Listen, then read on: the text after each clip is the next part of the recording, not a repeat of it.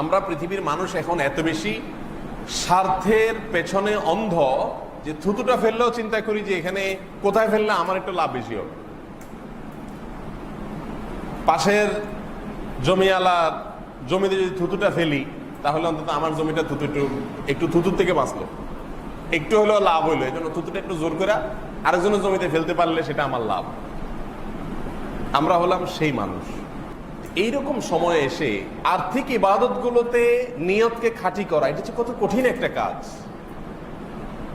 এটার জন্য স্ট্রাগল করতে হয়, এটার জন্য নিজের সঙ্গে নিজে যুদ্ধ করতে হয়।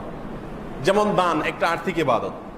দানের ক্ষেত্রে দেখবেন যে মানুষ শোনাতে দেখাতে পছন্দ করে, এটা মানুষের নেচার।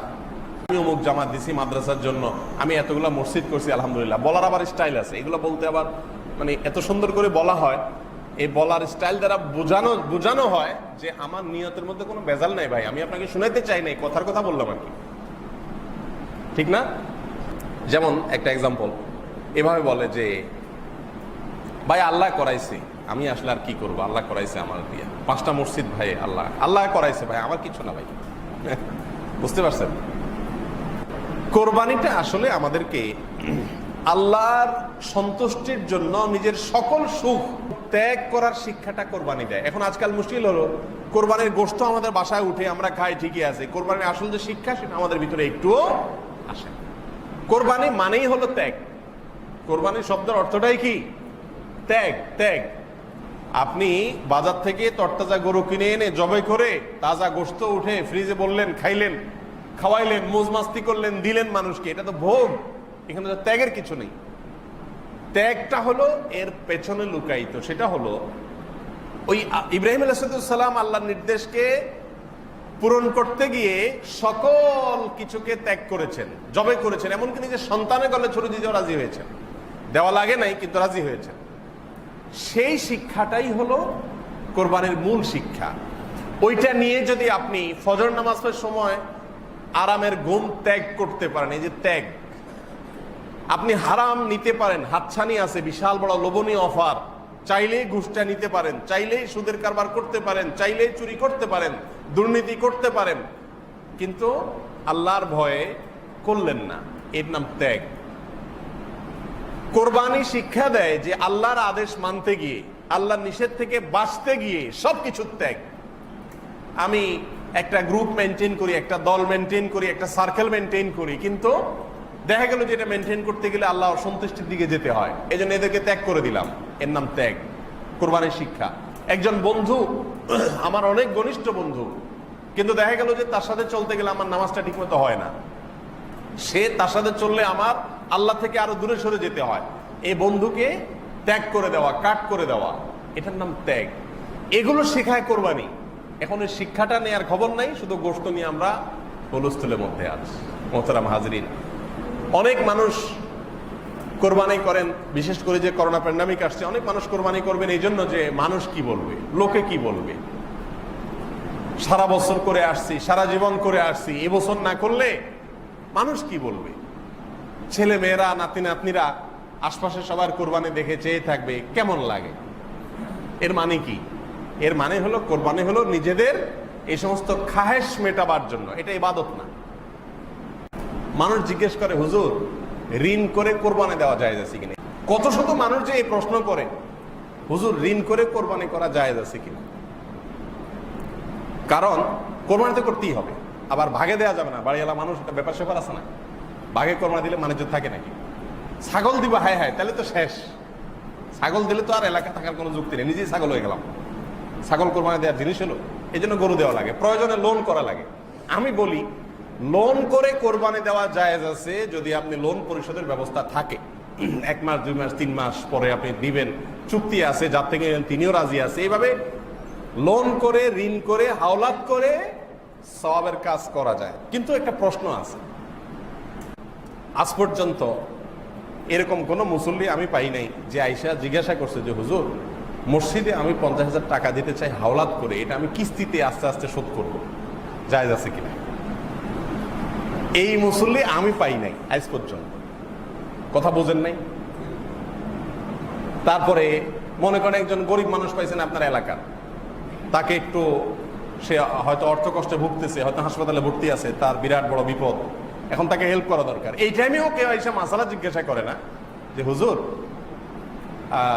আমার এলাকার মানুষ, আমার কাছে এখন ক্যাশ টাকা নেই, আমি হাওলাত করে দেব তারে, পরে আমি বেতন থেকে মাসে কেটে কেটে হাওলাতটা পরিশোধ করবো, জায়েজ হবে কিনা। এই মাসালাও আজ পর্যন্ত আমি কারোর কাছ থেকে শুনি নাই।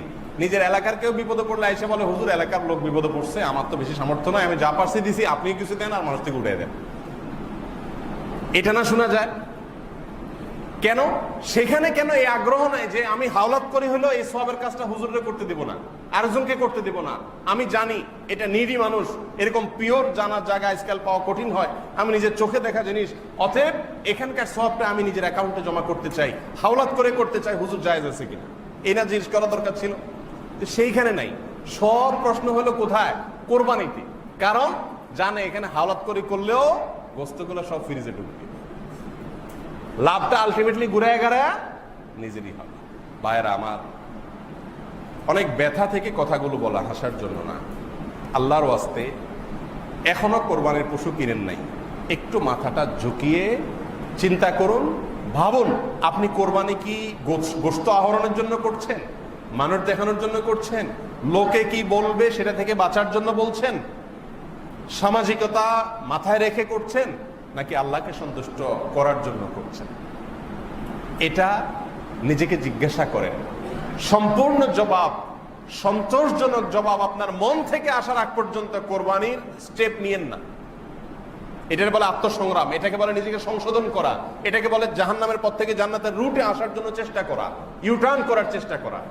আমি অনুরোধ আজকে আপনাদেরকে রাখছি, এবং আমি প্রায় সময় বলি যে আপনার কোরবানি আল্লাহর জন্য হচ্ছে না, কয়েকটা পরীক্ষা করতে পারেন। এক নম্বর হলো, আপনি সব বছর গরু দেন, এবছর একটা ছাগল দেন, দেখেন তো আপনার মনে রাজি হয় কিনা। ছেলে মেয়ে বলবে আব্বু কি বলো, তোমার মাথা ঠিক আছে, তুমি শুধু একটা ছাগল দিবা আর কিছু না, না সাথে গরু দিবা? না, গরু টরু না, শুধু একটা ছাগল দিব মা। দেখেন পরিবারের লোকজনকে মানাইতে পারেন কিনা, বা আপনি নিজেকে মানাইতে পারেন কিনা। যদি আপনার কোনো মনে অসুবিধা না, আমার তো একটা কোরবানি দেয়া দরকার, এখানে অনেক অর্থ ব্যয় করে আপনার বিলাসিতা দেখানোর দরকার নাই। একটা জিনিস হলো, আপনারা যারা বেশি বড় গরু কোরবানি দেন গরিবকে গোশত খাওয়ানোর জন্য, তাদের উদ্দেশ্য ভালো, তারা মনে কষ্ট নিয়েন না, আমি শুধু বোঝার জন্য বলতেছি। আমার অবজারভেশন হলো, বাংলাদেশের পরিস্থিতিতে, বাংলাদেশের প্রেক্ষাপটে যে যত 2 নম্বর তার কোরবানির সাইজ তত বড় হয়। সবার জন্য না কিন্তু, বিশেষ করে 5টা 7টা 10টা 20টা গরু এদেশে বেশিরভাগ দুর্নীতিবাজরাই দেয়। এদেশে মানুষ না খায় মরে, ঘরের অভাবে, বন্যার পানিতে হু হু করে পানি ঢুকে, শীতে মানুষ কষ্টে মরে, কই সেখানে টাকা দেওয়ার লোক তো এদেরকে দেখলাম না। এরা এগুলো করতেছে বিলাসিতা। এই জন্য নিজেকে পরখ করবার জন্য 1 বছর হঠাৎ করে একটা ছাগল কোরবানি দেন। সবাই জিজ্ঞেস করবে ভাই এবছর কি টাকার টানাটানিতে আছেন মনে হয়, আহারে বেচারা এবছর ছাগল দিচ্ছে। তখন বলেন না ভাই, আমার বাজেট যেটা ছিল আলহামদুলিল্লাহ 15,000 দিয়ে ছাগল দিছি, আর বাকি 25,000 30,000 40,000 বাকি বাজেট যেটা ছিল গরুর জন্য, ওইটা এবছর আমি অন্য একটা ভালো কাজে মসজিদের ছাদে দিয়ে দিছি। আমার কোরবানিটা তো হয়ে গেল আলহামদুলিল্লাহ। কোরবানির জন্য তো বড় কোনো সাইজ হওয়া জরুরি। রাসূল করিম সাল্লাল্লাহু আলাইহি সাল্লাম কি দিয়ে কোরবানি দিয়েছেন আপনারা জানেন তো? গরু না উট?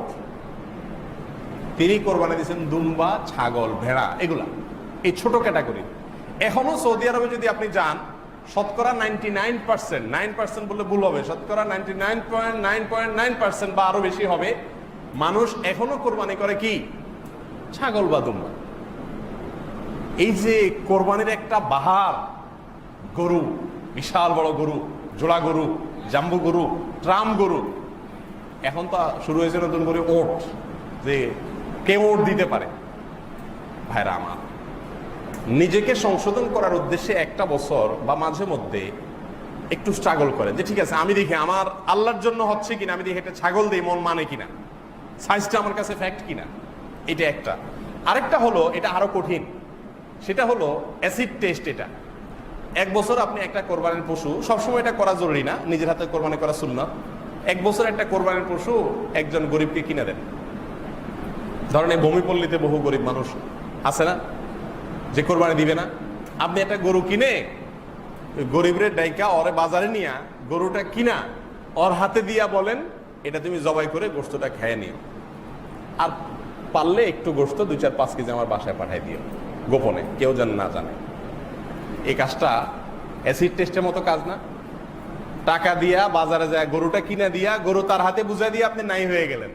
বাজারে আসতে আসতে মানুষ তারা জিগাইলো, ভাই গরু কত, মাশাআল্লাহ আজকে এবার এত বড় গরু কোরবানি দিতেছেন, দিনকাল ভালো যাচ্ছে মনে হয়। সে তো মিটমিট করে হাসলো আর বাবা নিল, সব কার অ্যাকাউন্টে জমা হলো? কার অ্যাকাউন্টে জমা হলো? আপনার অ্যাকাউন্টে জমা হলো না? আমি কি বুঝাইতে পারছি বিষয়টা?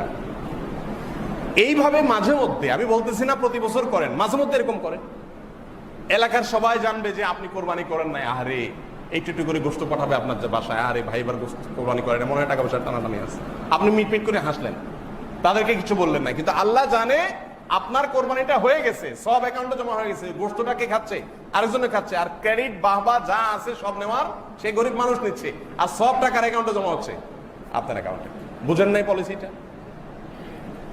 জীবনে 1-2 বার এরকম করেন, দেখবেন ওই নফস, আমাদের নফস যেটা তেড়া প্রবৃত্তি, এটা শুধু কেন বাঁকাউতি করতে চায়, ওটা দেখবেন যে একদম হুল ভেঙে দেওয়া হবে, একদম সাইজ হয়ে যাবে। এটাকে বলে আত্মশাসন।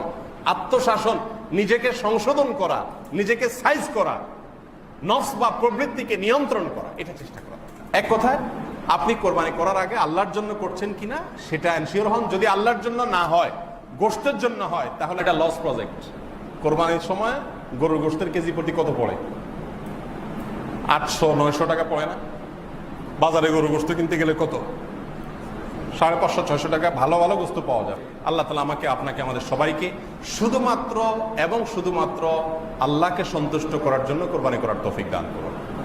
এবং কোরবানির যে আসল উদ্দেশ্য, ত্যাগ, আল্লাহর আদেশ মানার জন্য যত রকমের ত্যাগের প্রয়োজন হয় সব ধরনের ত্যাগ করতে প্রস্তুত থাকা, এটা অনেক বড় চ্যালেঞ্জিং ব্যাপার, বড় চ্যালেঞ্জিং ব্যাপার। আল্লাহ তাআলা সেই ত্যাগ করার ঈমানী শক্তি, তাকওয়ার চেতনার শক্তি আমাকে, আপনাকে, আমাদের সবাইকে দান করুন।